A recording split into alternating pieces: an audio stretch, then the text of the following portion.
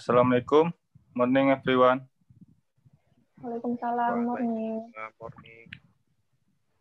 How are you? How are you today? Is everything healthy? Alhamdulillah healthy. How about you? How about you? I'm good. Today, we're going to discuss about weakness and strength of online learning and how to overcome them.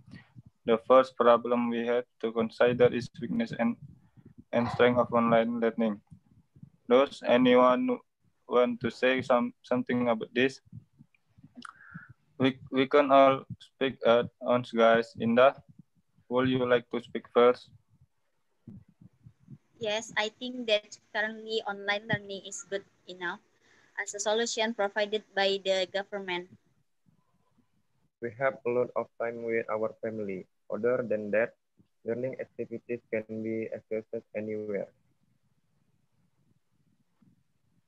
I see your point. Learning material can also be studied and accessed easily, but I miss the campus atmosphere.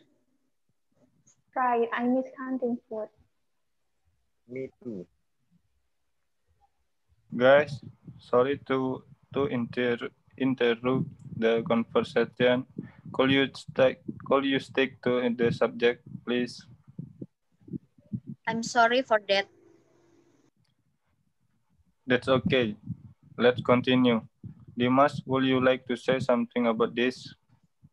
Oh yes, honestly, I prefer to study on campus.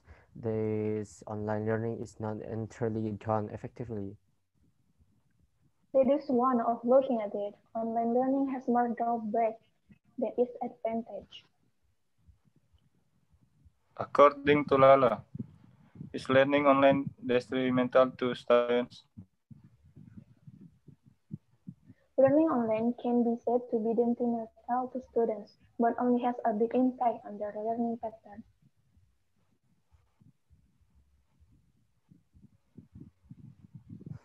For schedule and a lot of homework, lectures feels like 24 hours. Yeah. I think every decision is always a risk, but for now, online learning is the best way in a pandemic like this. The advantage of learning online is that students can add to their knowledge by just sitting at home and holding the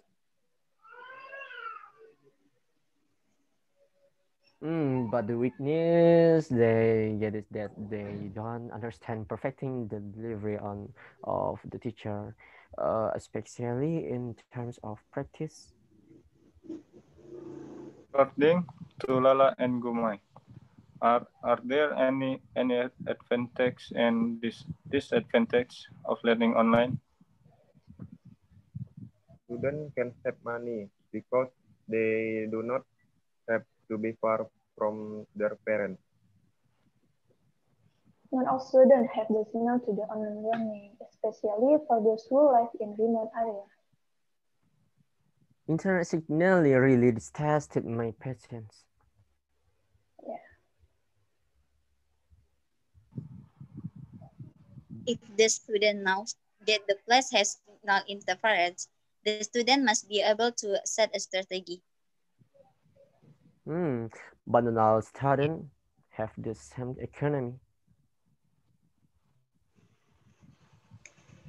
As Gumai said before, every decision has a risk. We can manage all the students on their willingness to learn. So, turn to yourself how to deal with it. Good friends. What I understand from this discussion is that online learning certainly has its advantages and disadvantages.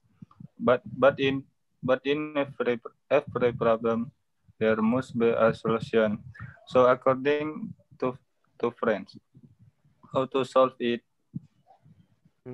Personally, I'm still active in the learning process because the interaction can be our focus in learning.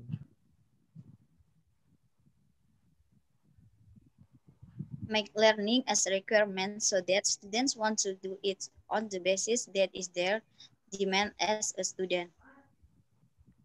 Having principles in learning is also necessary because we know which priorities must be done. It's true what Kume said. For example, is playing or learning. Of course, the priority is learning. Very true, friends. I personally also add that we also have to be able to adjust the time according to our mood. Thanks you all, friends, for you given time. I think it is enough for our discussion about this online this online learning. Assalamualaikum.